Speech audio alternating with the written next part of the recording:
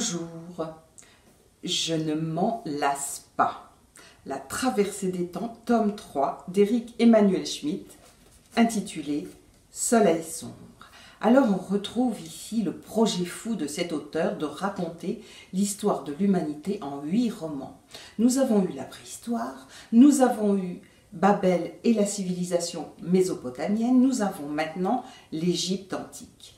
On l'attendait, ce 3e tome, on l'attendait, cette période. On se doutait bien que cet érudit qu'est l'auteur, doublé d'un hypersensible, allait donner ici toute sa mesure.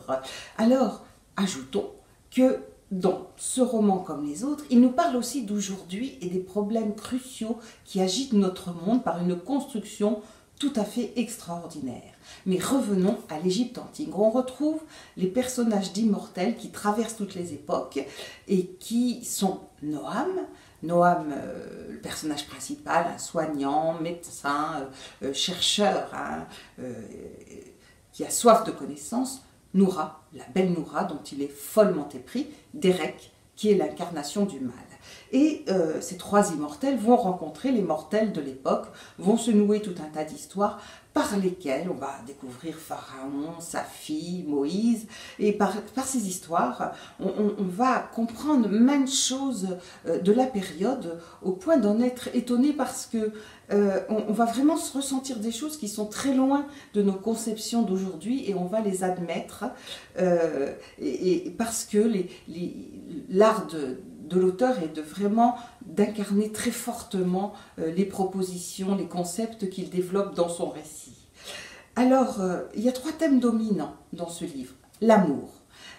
Éric Emmanuel Schmitt est un auteur de l'amour. Ce sujet traverse son œuvre. Et là, il le déploie en donnant maintes déclinaisons du sentiment amoureux tout à fait délicieuse. Et puis, il y a la mort, l'Égypte, la momification, les pyramides, les premières croyances en un au-delà. La vie se poursuit après la mort.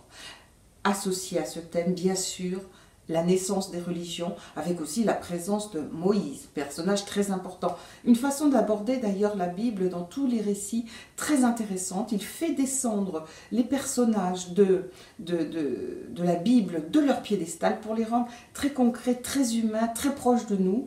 Et puis, en évoquant, en donnant des explications aussi aux récits bibliques, la science avance des explications qui ont légitimé l'écriture de ces récits plus tard. Je vous donnerai qu'un seul exemple, les 7 plaies d'Égypte. Eh bien, figurez-vous que des phénomènes tout à fait de la nature, des phénomènes naturels expliqueraient ce récit des 7 plaies d'Égypte et l'auteur en fait le récit ici. Voilà, c'est absolument remarquable. C'est une fresque romanesque qui vous emporte. Vous êtes ravis chaque soir de retrouver ces personnages et l'univers entier, pas seulement les personnages, l'univers que dépeint l'auteur ici, c'est magistral.